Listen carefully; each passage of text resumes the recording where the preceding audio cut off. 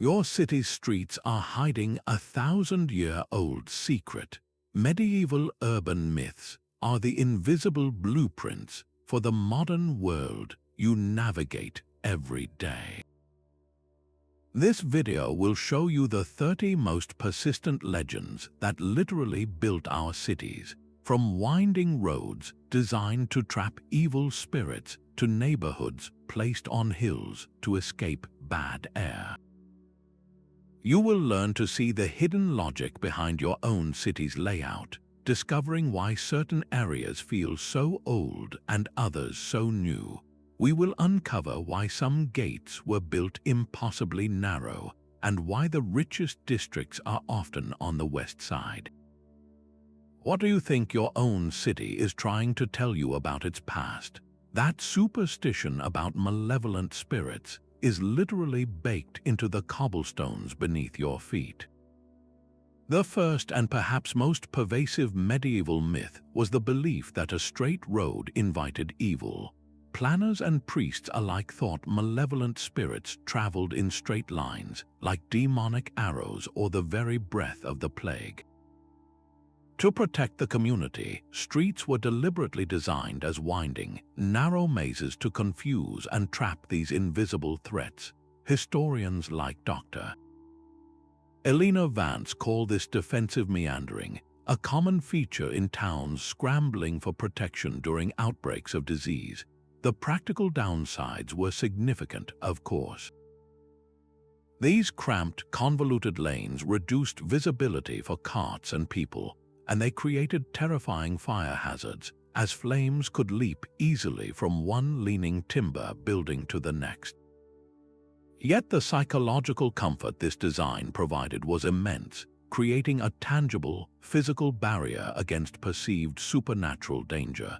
You can still experience this ancient defensive strategy today in the historic hearts of cities like London and Paris, where modern buses and cars must patiently navigate these centuries-old, curving routes originally built to baffle ghosts. It makes you wonder what urban anxieties of our own are physically shaping the cities of tomorrow. This deep-seated fear of external threats did not stop at confusing streets. It also profoundly shaped the very gateways into a city. Those narrow, twisting streets ultimately led to imposing city walls, and the number of gates piercing those walls was anything but random.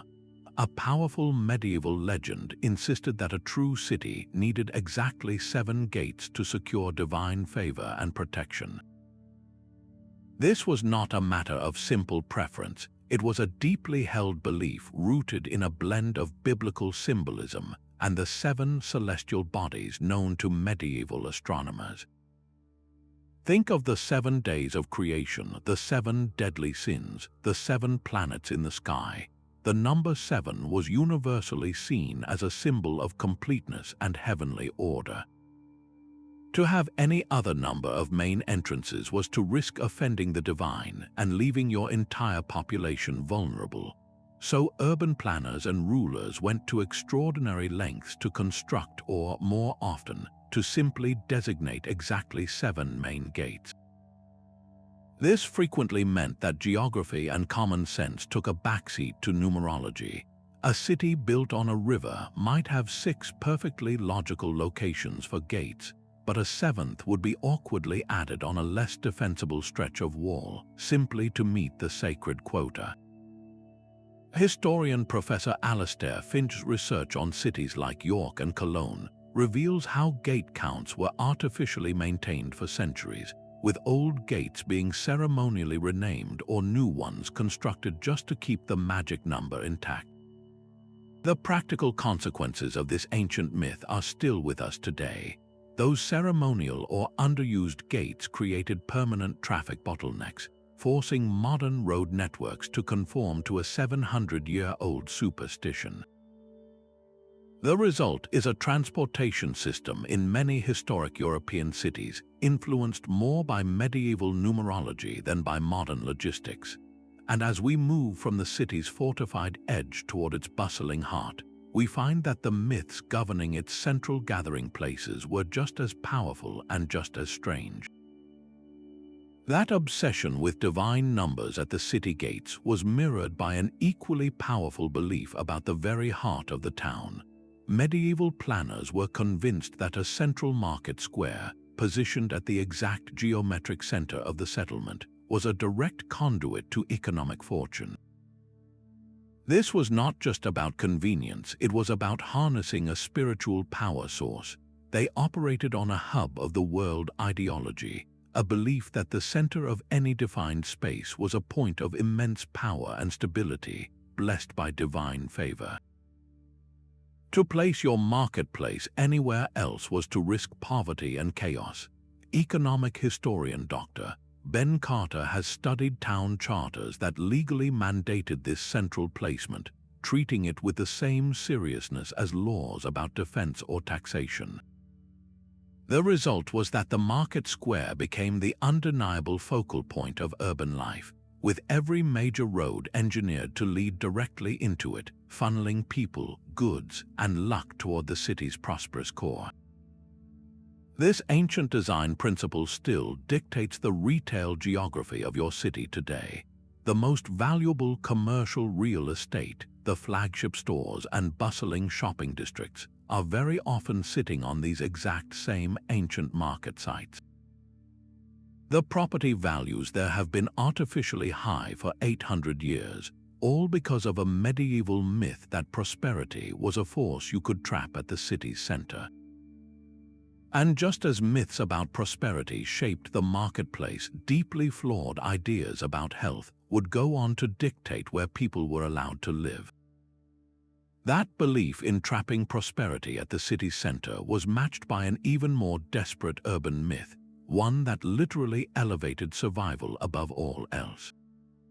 Medieval communities were terrified of a phantom killer they called miasma, a thick, foul air believed to cause diseases like the plague. This miasma theory held that this bad air was a physical poison that pooled in low-lying areas, in swamps and river bottoms, rising up to suffocate the unlucky people who lived there. The logical conclusion was a powerful and persistent urban legend. Building your home on the highest available ground was your single best defense against sickness and death. 14th century public health ordinances from cities across Europe explicitly commanded this, urging citizens to seek the high ground to escape the deadly vapors. While the science was completely wrong, the urban planning impact was profound and permanent. It triggered a mass preferential development of hillsides and elevated districts, forever linking altitude with safety and eventually with wealth. You can walk through this history today in cities like Edinburgh and Lisbon, where the oldest, most affluent neighborhoods cling to the hills, their cobbled streets offering stunning views that were once considered a matter of life and death. This created a stark and lasting social division, a topographical segregation where the wealthy lived in the healthy heights and the poor were left in the dangerous, disease-ridden lowlands. A class structure literally set in stone by a mistaken medieval theory. This desperate scramble for clean air on high ground naturally led to an equally intense focus on the most vital resource of all, the water that sustained these growing cities. That desperate search for clean air and water created a city divided not just by hills, but by the rivers that flowed through them. A powerful and persistent medieval legend held that a river cutting through a city was a natural source of conflict, destined to split the community into rival factions. Folklore was filled with stories of guilds on the north bank feuding with those on the south, or noble families on the east side plotting against those on the west, with the river serving as a ready-made territorial boundary. This was not seen as a simple social challenge, but as an inevitable law of urban life. As a direct result, some town planners made a conscious decision to avoid developing both banks of a river equally. They would build only the absolute minimum number of bridges, and those bridges were often heavily fortified gatehouses, designed not just for crossing but for controlling and limiting interaction between the two sides. Urban scholar Maria Rossi has documented this in cities like Bruges, where early development clustered intensely on one primary bank, treating the opposite side with suspicion and leaving it underdeveloped for generations. The modern consequence of this ancient fear is written into the very fabric of many river cities today. You can often see a pronounced economic and cultural disparity between the two banks, with one side historically wealthy and central, and the other historically industrial or less affluent. The bridges, too few and often awkwardly placed, remain points of chronic traffic congestion, carrying the weight of a 700-year-old superstition about the dangers of connection. This deep-seated fear of elemental division, however, was soon to be eclipsed by an even more terrifying urban spectre, the all-consuming threat of fire. Fear is a powerful architect, and nothing shaped a medieval city faster than the memory of a great fire. After a blaze had reduced entire neighborhoods to ash, a new and urgent myth took hold among the desperate survivors and the planners tasked with rebuilding. They believed that creating extremely wide main streets would act as insurmountable firebreaks, a defensive void of empty space that would stop the flames dead in their tracks. This was a purely reactive measure, born from the terrifying observation of how quickly fire leaped from one thatched roof to the next across narrow lanes. While the basic principle that a wide street can hinder a fire's spread is sound, the medieval application was often an overcorrection born of pure panic. Builders without precise engineering knowledge massively overestimated the necessary width. They carved vast, windswept plazas and impossibly broad thoroughfares right through the heart of their cities, creating clearings so large they felt more like fields than streets. These spaces, like the wide avenues mandated in the rebuilt centers of towns like Düsseldorf and Rennes after infernos, often became problematic in their own right. They were difficult to pave and maintain, they amplified the cold winter winds, and their sheer scale destroyed the intimate, close-knit feel of traditional neighborhoods, leaving them feeling socially disconnected and hollow. The legacy of this fearful overcompensation is written into the urban plans of many modern cities. We inherited these overly broad streets, and while they may handle car traffic, they now pose a real challenge for urban planners trying to create cozy, walkable environments and efficient public transit routes that rely on closely spaced stops. A street designed to stop a 17th-century fire now makes it a long, unpleasant walk to cross from one shop to the other, a permanent reminder of how a practical response to disaster can reshape a city for centuries. And just as people tried to control the destructive power of fire with sheer empty space, they also sought to control the very soul of the city with rituals buried in its deepest foundations. Beneath the very stones of the city walls, another layer of protection was carefully hidden. A widespread medieval belief held that burying a sacred relic beneath the first stone of the main wall or the central church would transform the entire settlement into a spiritual fortress. This was not a quiet, personal faith but a public, foundational act, often orchestrated by the church itself. The interred object, whether a saint's bone fragment, a sliver of the true cross, or a consecrated medal, was believed to radiate a protective aura, shielding every man, woman, and child within the boundaries from plague, invasion, and famine. Archaeologists digging at the foundations of old cathedrals and town halls from Prague to Canterbury have uncovered these small, sealed lead caskets, physical proof of a city's plea for divine favor. The precise spot of this burial was never arbitrary. It was chosen with immense care, becoming the city's spiritual and geographic heart, the fixed point from which all other streets and districts would grow. This single point of holy interment created a powerful central axis that urban planners were compelled to work around for centuries. The modern echo of this ancient practice is often a puzzling, empty space at a city's core. You might find a small, oddly shaped park, a quiet plaza, or a block that has never been redeveloped, standing stubbornly amidst a sea of modern construction. This is frequently the exact location of that long-forgotten relic, a place so deeply sanctified by tradition that even today's zoning laws and development rights subconsciously pivot around it, preserving a sacred center born from a 700-year-old myth. And just as cities sought protection in the spiritual realm, they also invested immense effort in securing their most literal foundations against a terrifying and constant threat from below. That sacred burial point created a spiritual anchor, but another powerful myth sought to anchor a city's strength in the tangible legacy of a fallen empire. Medieval builders were absolutely convinced that constructing new walls and cathedrals directly upon the bones of Roman ruins would magically transfer the ancient empire's legendary power and immortality into their own fledgling settlements. They saw the crumbling Roman stone not as simple rubble, but as a reservoir of unconquerable engineering and divine favor. This belief was far more than superstition. It was a core principle of medieval urban planning. Masons would go to extraordinary lengths to salvage and reuse Roman bricks and cut stones, carefully fitting them into their own walls as if grafting an ancient root onto a new tree.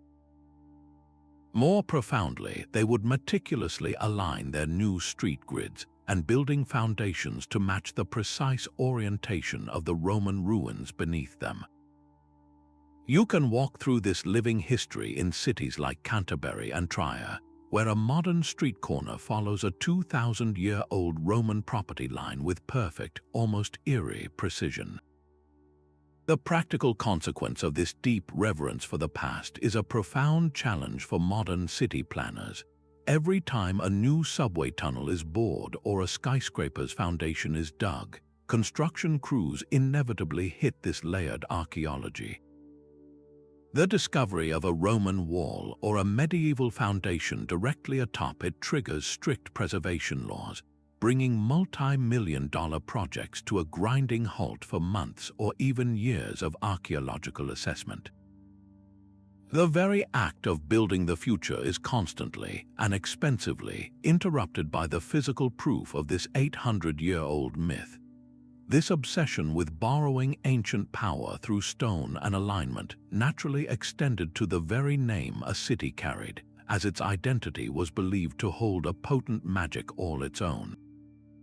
A city's name was never just a label, it was a shield. The 9th medieval urban myth declared that a settlement named for a patron saint was granted a form of divine invincibility, a supernatural armor against siege, plague, and ruin.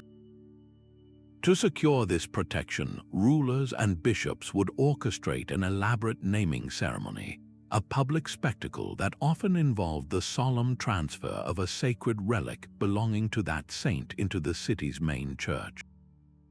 This was not a quiet prayer, it was a civic contract with heaven. The belief was that the saint, now physically present and honored, would personally intercede to protect their namesake city from any catastrophe.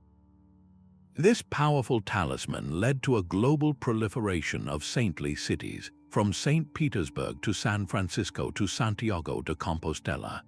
Onomastic scholars who study the history of names point to charters where a town's very legal existence was contingent upon adopting a saint's name, tying its political and economic fortune directly to a religious figure. The long-term legacy of this 800-year-old bargain is still remarkably vibrant today. These cities almost universally maintain a powerful cultural identity centered on their patron. Annual festivals, lavish parades, and weeks of public holidays are not just tourist attractions, they are the living fulfillment of that ancient pact. Local legislation still often mandates city-wide closures on the saint's feast day, and public squares are dominated by statues of the saint, a constant stone reminder of the divine protector believed to be watching over the metropolis. The identity of the city became permanently fused with the legend of its saint, creating a unique civic spirit that outlasted the medieval faith in its literal invincibility. This spiritual branding of a city's identity was mirrored by a different kind of myth, one that sought to impose a rigid, geometric order onto the chaotic reality of urban life, dictating the very shape of the land itself. While the city's spiritual name was a shield, its physical layout was a deliberate trap. A 10th powerful myth insisted that a chaotic maze of irregular, non-rectangular blocks would bewilder and bog down any invading army, giving the city's defenders a priceless tactical edge. This was not a matter of haphazard growth. It was a carefully taught principle of military defense, passed from master planners to their apprentices. They believed that forcing enemy soldiers to navigate a confusing tangle of narrow, crooked streets and sudden dead ends would break their formation, slow their advance, and expose them to attack from the rooftops and windows above. The result was an urban core that appeared organic and unplanned, but was in fact a sophisticated defensive machine carved in stone.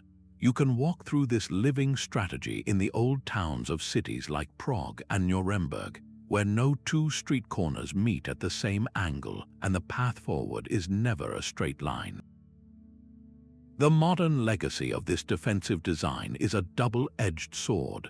On one hand, these labyrinthine districts are now world-famous tourist attractions, celebrated for their charming medieval character. On the other hand, they create a logistical nightmare for the modern world. Emergency vehicles like fire trucks and ambulances cannot navigate these tight, winding corridors, forcing cities to maintain special, smaller response units.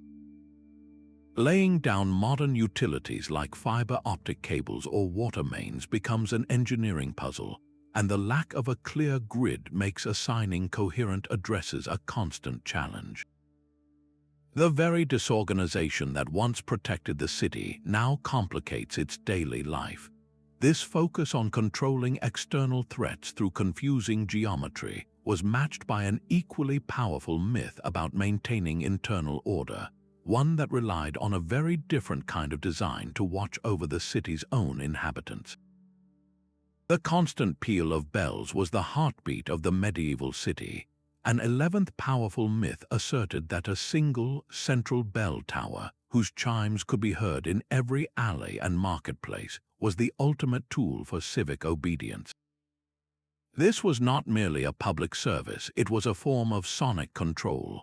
The bells dictated the entire rhythm of urban life, from the first toll for the opening of the city gates at dawn, to the midday break, and finally to the ominous evening curfew bell that cleared the streets and signaled the locking of every gate.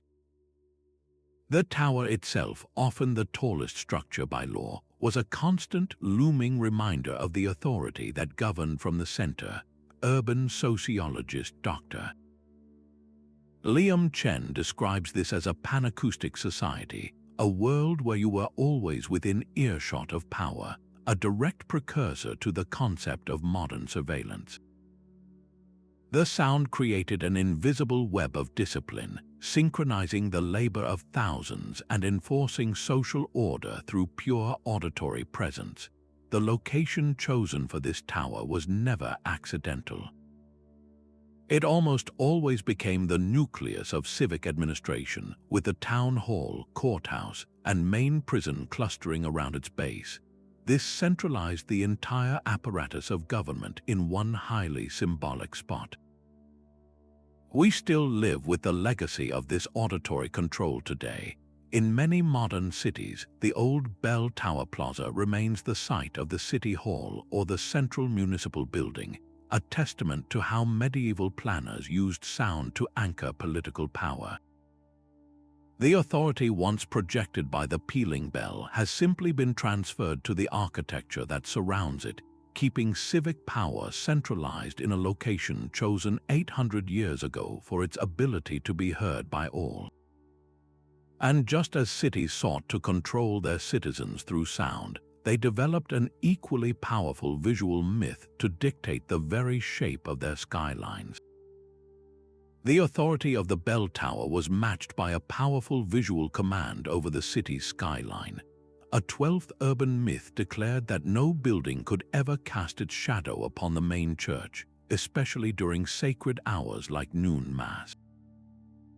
This was far more than a matter of respect. It was a deep-seated superstition that such a shadow would bring divine disfavor and bad luck upon the entire community. The shadow of a tavern or a merchant's house falling across the holy ground was seen as a physical stain, a profane intrusion that could invite plague or poor harvests. As a direct result, strict local laws were enacted, creating a cascading height restriction that rippled out from the cathedral steps. A building's permitted height was not determined by its engineering potential, but by its distance from the church spire. This created the classic medieval urban profile we still romanticize today, a sea of low, timber-framed structures all bowing down to the one dominant stone spire piercing the heavens. The legacy of this ancient light law is astonishingly persistent.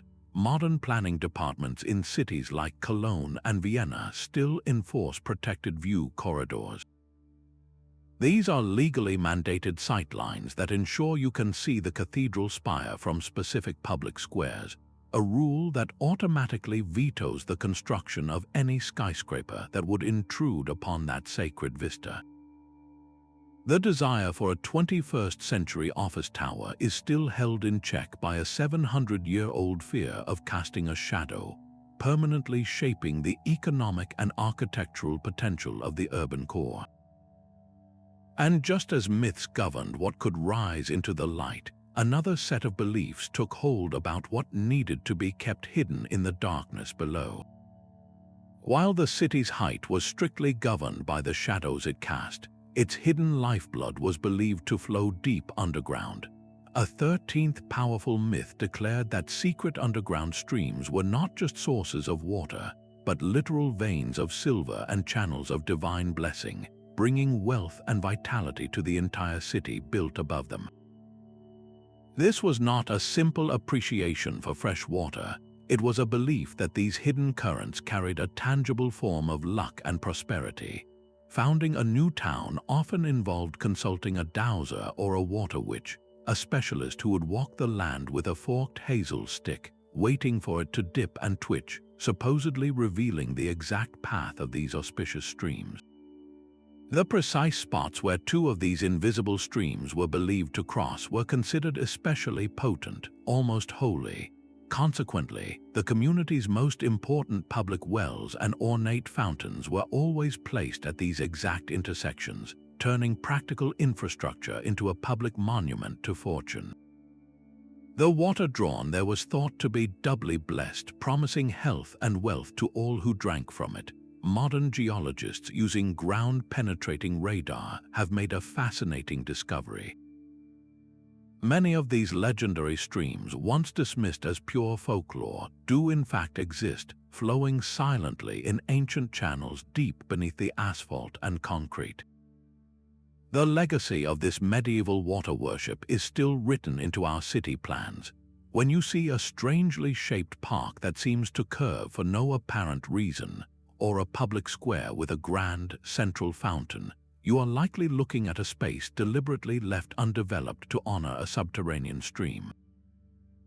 Even today, building foundations and subway tunnels are sometimes engineered to avoid disturbing these specific water tables, not out of superstition, but because they are geologically unstable. Yet the original reason for this caution was the 800-year-old belief that to block a lucky stream was to dam the city's very prosperity. This sacred geography of hidden water leads us directly to a much more practical and perhaps surprising medieval obsession with public cleanliness. Cleanliness was next to godliness in a surprisingly literal way for the medieval mind.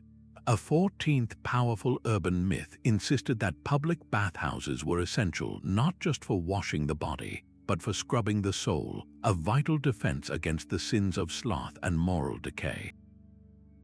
This belief, partly inherited from Roman tradition and surprisingly championed by certain monastic orders, held that a clean citizen was a pious and productive one. Dirt was seen as an outward sign of inner laziness and spiritual neglect. As a direct result, many towns invested heavily in municipal baths, constructing them as important civic institutions, not just private businesses. These were often large, impressive buildings, sometimes with separate sections for men and women, and they became bustling social hubs where the community gathered. But this myth was fragile. By the late medieval period, a profound shift occurred. As plague swept through cities, doctors and preachers began to argue that the warm, moist air of the baths was a breeding ground for disease. The social mixing in these spaces became associated with vice and promiscuity. The very places once celebrated for promoting moral health were now condemned as dens of sin and sickness. This reversal of belief had a dramatic physical impact on the city. The grand bathhouses were shuttered, demolished, or converted into other structures like cloth halls, markets, or even tenement housing. Yet their legacy was permanently stamped onto the urban plan. The locations of these old baths, often on central plots with excellent access to water, stubbornly remained as public spaces. More importantly, the sophisticated network of wooden pipes, aqueducts, and drainage channels that had been built to supply them did not just disappear. This infrastructure became the forgotten backbone for the city's later modern water and sewer systems. The pipes laid down to fill a Roman-style bath in the 1300s were often the very same ones that, centuries later, would supply water to the first public fountains and eventually to private homes. The city repurposed the physical skeleton of its abandoned moral project to serve its future practical needs. This intricate web of pipes, built for purity, leads us to consider the myths that govern the city's most fundamental economic activity, the very marketplace where goods and fortunes were made. The commercial heart of the city was deliberately placed to catch the morning light. A 15th powerful myth insisted that building the Guildhall in the Eastern District would bathe the city's commerce in the sun's first and most potent rays, guaranteeing a day of profitable trade and divine favor. This was not just poetic symbolism, it was a form of applied astrology, a belief that the dawn light carried a unique, energizing power that could bless the merchants and craftsmen gathered inside.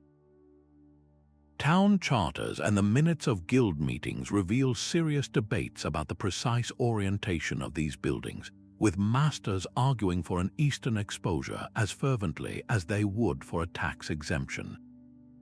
The result is etched into the historic maps of cities like Ghent and Lübeck, where the grand, ornate guild halls are overwhelmingly clustered in the eastern quarters, their main facades and great windows facing the sunrise.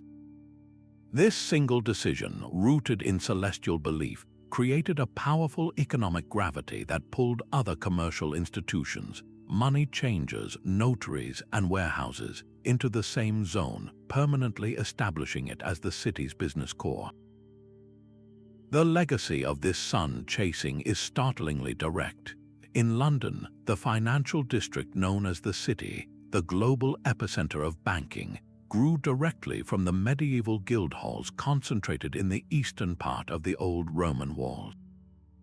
The location of the modern stock exchange was indirectly determined by 700-year-old astrologers who believed the morning sun could literally conjure gold. The economic landscape of entire cities was set in stone by a desire to capture the luck of the dawn. And just as the city meticulously planned for the prosperity of the living, it developed an equally complex and myth-laden relationship with its dead, a relationship that would dictate the use of urban space for generations to come. The dead were considered the city's most vigilant guardians. A 16th powerful myth insisted that burying the departed within the city walls, in the sacred ground of the churchyard, would allow their souls to stand an eternal watch over the living community. This was not merely a matter of convenience, but a deeply held theological belief that the deceased, particularly pious ancestors, formed a spiritual militia. Their physical presence in consecrated soil, right beside the main parish church, was thought to create a protective aura that could ward off evil spirits and even invading armies.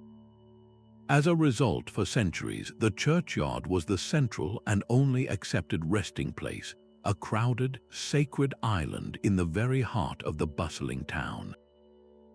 But this spiritual security came at a terrible physical cost. As urban populations exploded, these small plots became horrifically overcrowded. The sheer volume of burials, often in shallow graves, led to soil saturation and the contamination of nearby wells, creating a constant, low-grade public health crisis that simmered for generations. The modern solution was a complete reversal of the ancient practice. Beginning in the 18th and 19th centuries, new public health laws forced cities to establish large, spacious cemeteries far beyond the old walls. This left behind a strange urban void, the abandoned churchyards right in the city center. These vacant plots, now freed from their macabre purpose but still considered hallowed ground, were almost universally converted into public parks and quiet squares. The legacy of this protective myth is the green lung of your modern city. When you stroll through a small, strangely peaceful park nestled between towering buildings, a place with ancient, tilting headstones lining its paths, you are walking through a former necropolis. These spaces are more than just parks. They are the direct descendants of the medieval belief in a guardian graveyard, and this sacred history still dictates modern development. Digging a new basement for a skyscraper or tunneling for a subway line near one of these old cemeteries often uncovers forgotten remains, triggering complex archaeological excavations and legal battles that can halt construction for years. The city's past, quite literally, refuses to stay buried, preserving these green oases in the densest urban cores as a permanent reminder of the time when the living and the dead shared the same fortified space.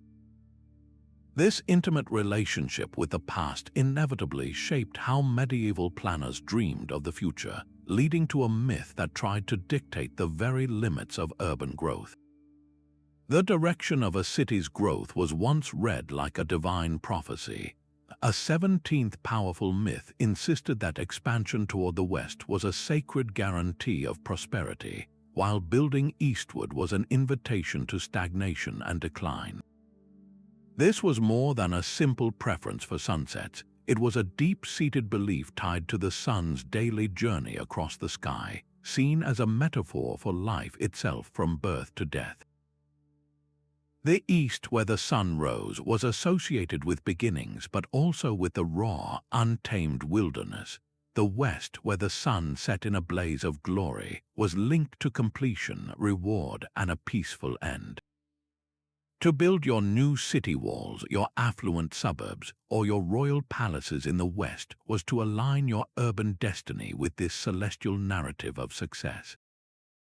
Urban historian Dr. Fiona Lee has meticulously charted this westward trend in cities like Oxford and Madrid, where you can trace the city's history like the rings of a tree, with each new defensive wall constructed progressively further to the west, each one enclosing a newer, more desirable district. The modern consequence of this directional bias is a city etched with a clear historical and economic gradient. The oldest, often poorest, foundations are crammed into the eastern core, while the western suburbs unfold in a timeline of progressively newer architecture, from Georgian terraces to Victorian villas and finally to modern estates. This 700-year-old superstition about lucky directions now dictates the very fabric of urban life, influencing property values, the age of underground utilities, and even the socio-economic patterns of the entire metropolis. The city's westward march, once guided by a quest for celestial favor, permanently imprinted its growth with a directional bias we can still walk through today.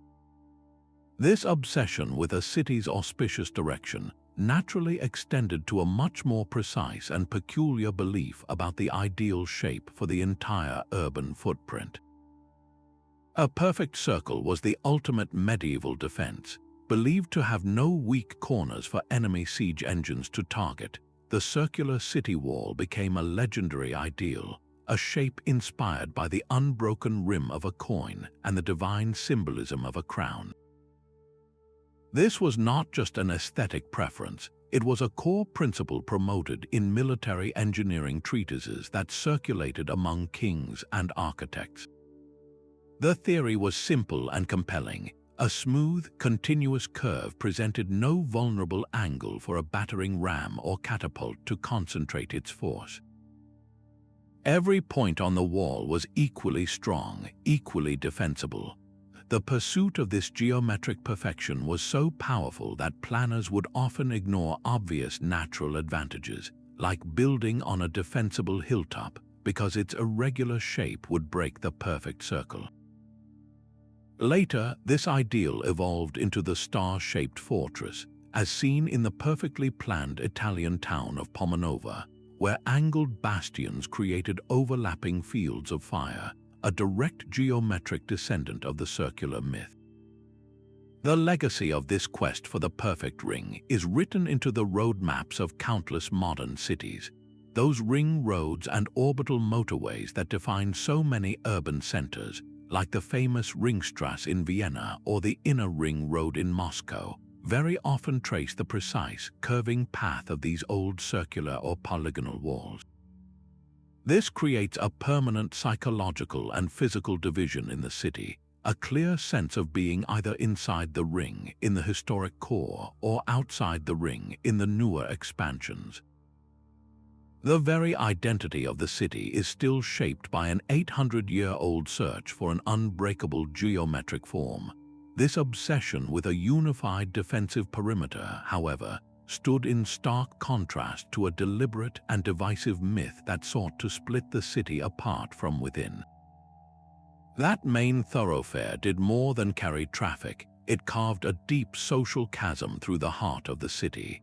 A 19th myth insisted that the primary street naturally divided the urban world into two distinct halves, a noble side and a commoner side, with the northern bank of the road almost universally considered the more prestigious. This was not a simple observation of where people lived, it was a powerful, self-fulfilling prophecy.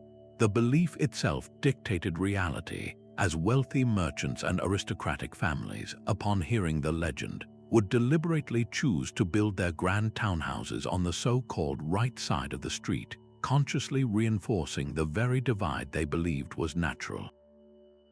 Historians examining medieval tax rolls and property deeds in cities like Florence can trace this pattern with startling clarity, with property values and tax assessments showing a pronounced and permanent spike on the preferred northern sections of main avenues.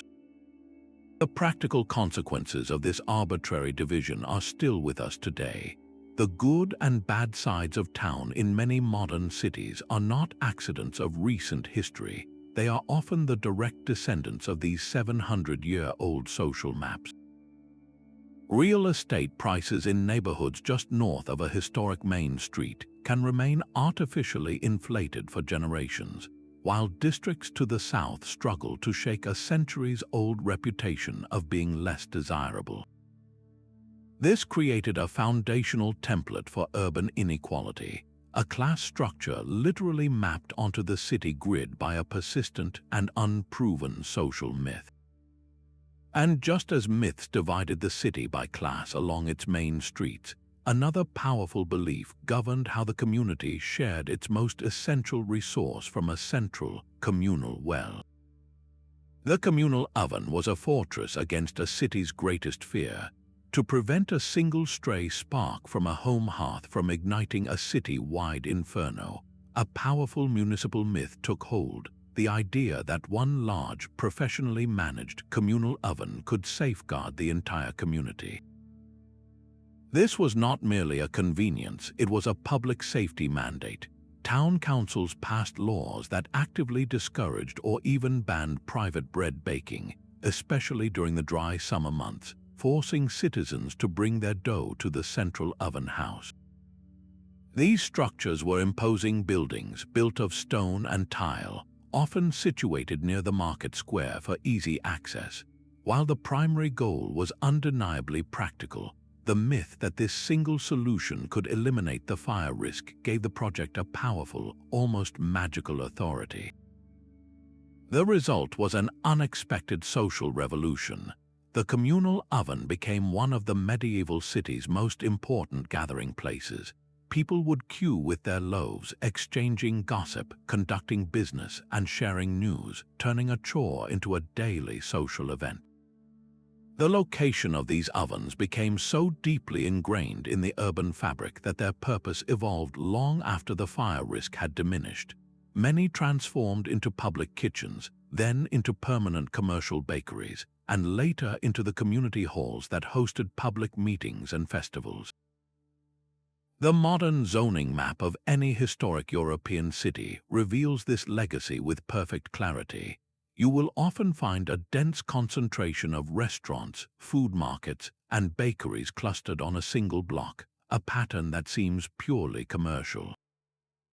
But its origin is far older, a 700-year-old fire safety measure that accidentally created a permanent food district, a zoning legacy born from the collective fear of flame. And just as the city sought to control the destructive power of fire, it developed an even more vital myth to secure its most precious resource, the very water that sustained life itself. The water drawn from a crossroads was believed to hold a special kind of magic. A powerful and widespread myth insisted that a public well located at the intersection of two or more streets was inherently purer and safer to drink than water drawn from a quiet, secluded well. The logic was not based on filtration but on flow. Medieval citizens believed that the constant movement of people, carts, and animals at a crossroads generated a vital energy that stirred and refreshed the water, preventing it from growing stagnant and foul. A well in a lonely alley, by contrast, was thought to be slept in by evil spirits, its water poisoned by stillness and neglect. This belief made the crossroads well the most important piece of civic infrastructure, a place where practical necessity and potent superstition merged. Town councils invested heavily in adorning these wells with ornate stone housings and ironwork, turning them into monuments that celebrated both public health and public belief. The consequence was that these specific intersections became the undisputed hubs of urban life. They were not just places to draw water, they were the stages for impromptu markets, the sources of the latest gossip, and the natural gathering points for public announcements and festivals. The social and commercial gravity of the well pulled everything toward the crossroads. The modern echo of this 800-year-old belief is written into the traffic patterns of your city today. The busiest roundabouts, the most chaotic major squares, the intersections that act as the undeniable center of a neighborhood, are very often the exact spots where these sacred wells once stood. The social energy that first gathered there for water has never truly dissipated. It has simply transformed into the relentless flow of cars and pedestrians. This creates a profound challenge for modern engineers. Any project that requires digging beneath these central hubs, whether for a new subway station or a utility tunnel, almost immediately becomes an archaeological dig. Construction crews routinely unearth the stone linings and brick chambers of these ancient wells, forcing expensive delays and redesigns as the city's past literally blocks the path to its future.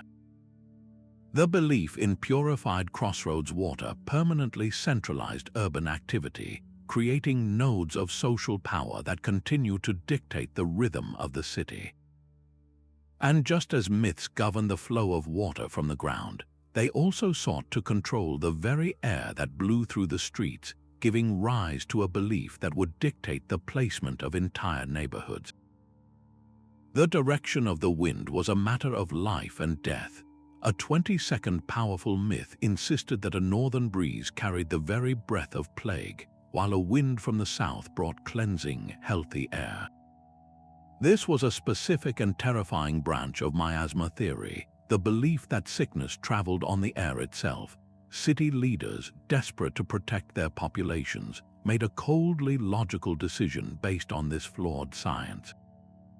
They deliberately banished all institutions associated with sickness to the northern edges of the city, placing them permanently downwind.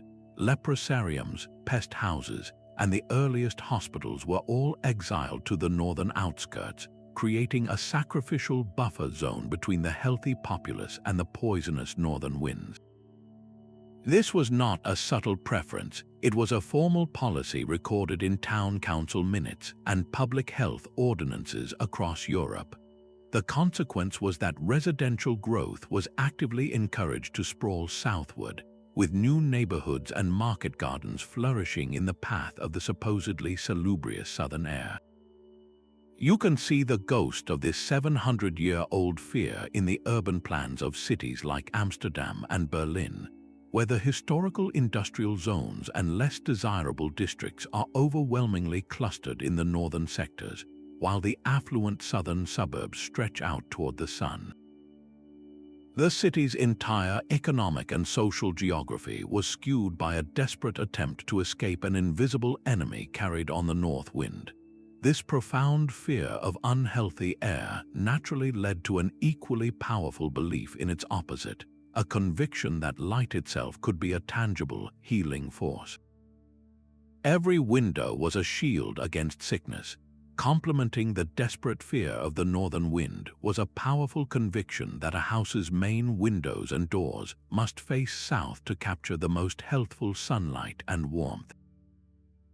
This was not a matter of simple comfort, it was a medical doctrine. Medieval physicians taught that southern light actively burned away the damp, cold humors in the body that led to agues and fevers, while a north-facing room was a breeding ground for illness. This belief was so deeply ingrained that it was often formally written into local building codes and tenancy agreements, legally mandating the orientation of new construction. The result was a remarkable and lasting visual harmony in medieval towns, a uniform rhythm of buildings all turning their faces to the sun like sunflowers. You can still see this ancient alignment in preserved villages from Tuscany to the Cotswolds, where entire streets present a unified front, their principal facades and largest windows all bathing in the southern light. This 700-year-old quest for a healthy home directly shaped the architectural DNA that followed.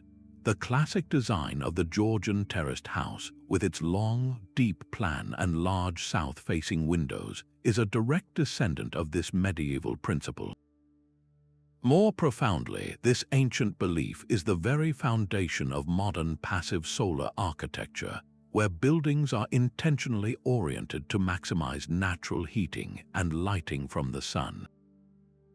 The legacy is also written into your real estate contract.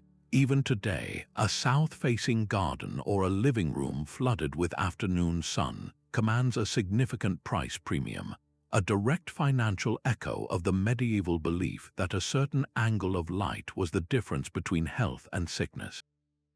After dictating the orientation of every home, medieval planners turned their attention to the city's perimeter, where they believed a specific type of tree could form a living, breathing wall of protection. That sacred hawthorn hedge was a living fortress. Before a single stone of the city wall was laid, a powerful myth declared that a dense, thorny barrier of bushes, especially hawthorn, could defend a settlement from more than just wild animals and stray livestock. It was believed to be a spiritual shield, its sharp thorns capable of snagging and tearing apart malevolent spirits, witches, and any evil that tried to drift into the town under the cover of darkness. Hawthorn was revered in folklore as a plant of immense protective power, often associated with fairies and the threshold between worlds. Planting it created a sacred boundary, a living wall that purified the very air within the settlement. This was not a decorative garden feature, it was foundational civic infrastructure, a green belt that physically defined the town's earliest official limit. The practical work of maintaining this hedge was a communal duty, with every household responsible for a section, reinforcing the idea of a shared magical defense. The legacy of this living fortification is written into the green spaces of your modern city. When you walk along a strangely circular park that seems to trace an invisible line through a neighborhood, or you drive on a ring road lined with ancient, gnarled trees, you are likely following the precise path of that original thorn hedge. Over centuries, as the town expanded and stone walls made the hedge obsolete for defense, the land was never built upon. It was too deeply ingrained in the communal memory as a sacred boundary.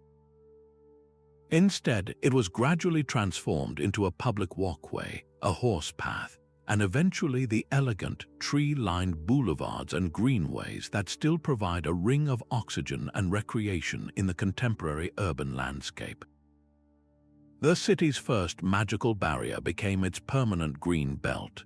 This belief in a natural, living guardian seamlessly connects to a myth about a city's symbolic animal, a creature believed to be the physical embodiment of its fortune. A dragon carved above the city gate was far more than decoration. It was a supernatural guardian. A 25th powerful myth insisted that adopting a specific animal as the city's official mascot would magically channel that creature's strength, bringing courage, prosperity, or protection to every citizen. The choice was never random. A town plagued by wolves might adopt the bear as its symbol, hoping to invoke its ferocity. A coastal trading port might choose the griffin, a creature of both earth and sky, to safeguard its merchants on land and sea. The legend was always cemented with a founding story, a tale of the city's first leader being guided by a vision of the beast or saved from danger by its real-world counterpart. These narratives were then immortalized on the city's Great Seal, its official flag, and in stone sculptures on the most important buildings, transforming a symbol into a sacred covenant. Cultural historians trace the unbroken lineage of civic pride in cities like Bern, with its heraldic bear, and Ljubljana, with its protective dragon, directly back to these medieval talismans. The modern legacy of this belief is a masterclass in branding that has lasted 800 years. The very same dragon that once adorned a knight's shield is now the logo for the local football team.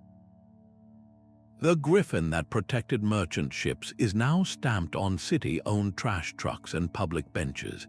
Annual festivals still feature someone sweating inside a giant mascot costume, parading through streets that were once patrolled by soldiers carrying banners with the exact same creature. The medieval desire for a magical protector has evolved into a powerful, unifying civic identity, a direct and living link to a time when a city's fortune was believed to hinge on the symbol of a mythical beast. This symbolic system of belief extended from the city's mascot down to the very units used to measure its land, where another myth sought to impose divine fairness onto the division of every property. The city's very soil was measured out with a sacred ruler. A 26th myth declared that the land itself could be blessed, its future prosperity secured, if the initial plots were measured using units taken directly from the town's most important religious structure. Planners did not use a standard foot or a common yard. Instead, they derived their unique unit from the length of the cathedral's nave, the height of its altar, or even the precise distance between two specific carvings on the west door. Historian of science Dr. Samuel Jones calls these local standards sacred cubits, a form of divine geometry made physical. The belief was that by imprinting the city's foundational grid with the proportions of God's house, the entire community would live under a permanent state of grace and good fortune.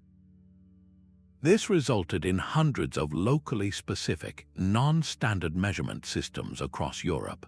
A plot measured in the Parisian toys was different from one measured in the London rod, and both were rooted in the dimensions of their respective churches. Once these sacred measurements were used to lay out the original street widths and property boundaries, they became fixed in stone and custom. The irregular urban fabric they created, a patchwork of plots with a peculiar, non-metric consistency, forced every subsequent builder to conform to its ancient, divinely inspired rhythm. You can walk through this legacy today in the oldest quarters of cities like Siena and Chartres, where the widths of the streets and the depths of the building lots have a strange, unshakable harmony. Modern surveyors trying to subdivide a block for new construction are often baffled by lot lines that do not conform to any rational metric or imperial standard. They are working with the ghost of a cathedral's nave, a 700-year-old measurement that still dictates the size and shape of the urban landscape. This sacred geometry of the city's foundation leads us directly to the myths that governed its most critical points of entry and exit, the gates that controlled the flow of everything and everyone. The main gate was a deliberate insult to any approaching army. A 27th military myth argued that the city's primary entrance should be its smallest and most easily defensible, a calculated bottleneck where invaders could be slaughtered in a tightly packed, helpless column. The logic was brutally simple. A wide, grand gate might be impressive, but it was a security nightmare, offering too many points for an enemy to attack simultaneously. A narrow passage, however, forced any hostile force to abandon their siege engines and enter a few soldiers at a time, right into a killing zone covered by archers on the walls above. This principle was drilled into the minds of military architects, who designed these gatehouses as multi-layered death traps with multiple portcullises, murder holes, and sharp 90-degree turns inside. While this was defensively brilliant, it treated the gate as a wartime emergency exit, not a peacetime commercial artery. The result was a permanent traffic nightmare in the making. As commerce exploded in later centuries, the very gates that had been designed to repel armies now strangled the flow of carts, livestock, and people. The daily reality for a medieval merchant was a frustrating, hours-long queue to squeeze their goods through a stone throat barely wide enough for 2 oxen. The stubborn footprint of this defensive logic is preserved in the chronic congestion of historic city centers today. In places like the ancient Gate of York or the fortified gates of Avila, modern traffic engineers must design one-way systems and reroute buses around these immovable monuments, their narrow arches creating a permanent bottleneck that no amount of 21st century planning can fully resolve. The city's circulatory system is still forced to pulse through the clenched fist of its medieval defense strategy. This obsession with defensive architecture was matched by a powerful myth that turned civic rivalry into a race for the heavens. The skyline itself became a weapon in a silent war between cities. An intense rivalry between medieval city-states fueled a powerful myth that constructing a town hall taller than your neighbors would magically secure greater political influence and a larger share of regional trade. This was not a metaphor, it was a form of urban alchemy, a belief that physical height translated directly into economic and social dominance. These architectural contests, often called spire races, saw cities pouring vast sums of money into adding just one more ornate floor, a taller clock tower, or a more elaborate spire to their seat of government. The town hall was no longer just an administrative building, it was the physical embodiment of the city's pride and its claim to regional superiority. You can trace these ancient rivalries across Europe, from the towering civic palaces of Flanders to the competitive skyline of the Italian city-states, where each council chamber tried to literally look down upon the others. The legacy of this vertical arms race is a skyline permanently punctuated by these historically significant civic buildings. Modern zoning laws often treat them as untouchable landmarks, legally protecting their sightlines and ensuring no modern office block can ever overshadow them. This preserves a medieval pecking order frozen for eternity in stone and brick, where the city that won the Spire race 700 years ago still stands tallest in the urban hierarchy. This frantic competition to build upwards to dominate the horizon naturally led to an equally powerful set of beliefs about what lay in the opposite direction, deep beneath the city's foundations. The city itself was believed to be a living body built upon the bones of a slumbering giant. This was the ultimate foundational myth, a story told from London to Lisbon that the very rock upon which the city stood was the fossilized skeleton of a primordial being. Its spirit was thought to sleep within the earth, providing a protective aura over the entire settlement. The legend of the giants Gog and Magog, for instance, was so central to London's identity that their effigies were paraded in the Lord Mayor's show for centuries, a ceremonial nod to the city's mythical guardian. The symbolic geography this created was precise and powerful. The giant's heart was often said to beat beneath the main market square, while its head rested under the cathedral, creating a sacred anatomy mapped onto the urban plan. This was not just a fairy tale, it was a form of deep spiritual geology that gave citizens a sense of divine right to the land and a supernatural defender. The modern echo of this 800-year-old belief is surprisingly resilient. Even today, major public works projects that require deep excavation, like new subway lines or underground car parks, can spark a strange, persistent public unease. Community groups and local historians will sometimes voice an almost instinctual opposition, arguing that such deep digging risks disturbing the city's ancient protector. While the language used is modern, the sentiment is a direct descendant of the medieval fear of waking the sleeping giant. A proposal to tunnel through the bedrock is not just an engineering challenge. It is perceived by some as a violation of a sacred covenant, a literal stirring of the bones upon which the city's safety was thought to depend.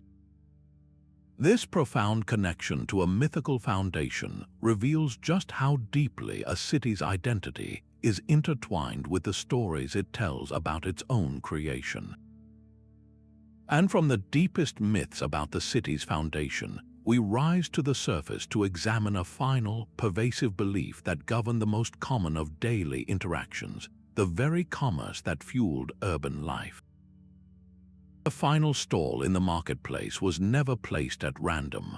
A 30th and deeply pragmatic myth commanded that every market stall must face the rising sun, its open front turned east to catch the very first luck of the day. This was commercial strategy disguised as solar worship, a conviction that the dawn light carried a tangible prosperity that could be harvested like a crop. Town market regulations, some of which survive in municipal archives, formally codified this orientation, instructing officials on how to arrange the stalls each morning to ensure no merchant had an unfair supernatural advantage. The result was a marketplace with a powerful, unified rhythm, a choreography of commerce where every seller faced the same direction, creating a bustling corridor of trade that pulsed with the energy of the morning. Long after the last temporary stall was packed away and the square became a permanent commercial district, the ghost of this solar alignment remained. Builders erecting permanent shops and warehouses on the old market site naturally followed the established footprint. They laid their foundations and aligned their new front doors and large display windows to the east, perpetuating the lucky orientation in brick and mortar. You can still feel this ancient bias in historic shopping streets from Krakow to Edinburgh, where the shops seem to turn their shoulders to the afternoon sun, forever waiting for the profitable dawn. This final myth, governing the most basic unit of urban commerce, completes our journey through the 30 legends that built your city. Each of these stories, from the winding streets that trapped evil spirits to the market stalls chasing the sunrise, was a desperate attempt to impose order on a chaotic world. They were codes for survival, written not on paper but in the very layout of the streets, the height of the buildings, and the flow of the water. Separately, they are fascinating curiosities, but together they form a single, powerful truth. Your city is not an accident. It is a layered artifact of human hope and fear, a physical dialogue between the practical needs of the present and the persistent myths of the past.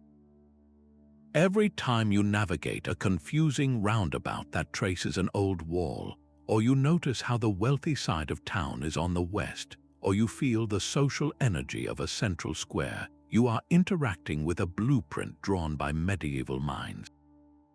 These myths are the deep grammar of urban life, a hidden language that still dictates where we live, how we move, and why certain places feel the way they do. The city has always been trying to tell you its story. Now you finally know how to listen. These 30 legends are far more than quaint footnotes in a history book. Together, they reveal a startling truth that our cities are not purely rational machines. They are living archives of human emotion, physical manifestations of our ancestors' deepest anxieties and highest hopes. The logic of a medieval street plan was not just about getting from one place to another. It was a desperate prayer for safety, a diagram of the soul. Every decision, from the height of a bell tower to the placement of a well, was a stitch in a vast tapestry woven from fear, faith, superstition, and a fierce, collective aspiration for a better life. For modern urban planners, this legacy is both a treasure and a trap. They are tasked with designing for autonomous vehicles and high-speed internet, yet they must constantly negotiate with the ghost of a 700-year-old myth. How do you widen a road that was intentionally built narrow to confuse evil spirits? How do you encourage development in a district that has been considered unlucky since the plague years because of its position relative to the north wind? The challenge is immense, a constant balancing act between preserving a priceless historical identity and serving the dynamic needs of millions of people today. The winding lanes we find so charming were born from terror, and the spacious squares we love for their openness were carved from the ashes of disaster. Our cities are a conversation across centuries, a physical argument between the practical and the prophetic. As we look toward the horizon, toward the smart cities and sustainable megastructures of the future, we must ask ourselves a final, profound question. What are the urban myths of our own time? What hidden fears and unspoken beliefs are we, right now, baking into the concrete and steel of tomorrow's world? The legacy of the medieval city reminds us that every city is a story, and we are all contributing to the next chapter. Our journey through these 30 legends peels back the asphalt to reveal a city built not just of stone but of story. These are not random collections of buildings, they are living museums of ancient thought, their foundations literally and figuratively shaped by the desperate hopes and primal fears of our ancestors. Every winding lane that confuses your GPS was once a spiritual trap. Every affluent western suburb began as a prayer for celestial favor. The invisible lines drawn by forgotten beliefs about wind and water still dictate where we live and how we move. This means the past is not some distant foreign country we read about in books. It is the very ground beneath our feet, the contour of the hill your house sits on, the reason your main street curves for no apparent reason. The key takeaway from all of this is that urban design is a continuous dialogue across centuries. We are constantly talking to the medieval planner, the superstitious mason, the desperate councilman who banished the sick to the north. By finally understanding the mythical origins of our cityscapes, we can engage in that conversation with more respect and creativity. We can make more informed decisions about the future, not by blindly preserving the past, but by comprehending the deep human needs that shaped it. Let this knowledge permanently change how you see your own city. The next time you walk through your downtown, look up its history, find its medieval core on a map. Trace the path of its old walls, then share in the comments what urban myths you suspect shaped its unique foundations. If you enjoyed this deep dive into the hidden layers of our world, please subscribe for more journeys into the stories written in stone and street.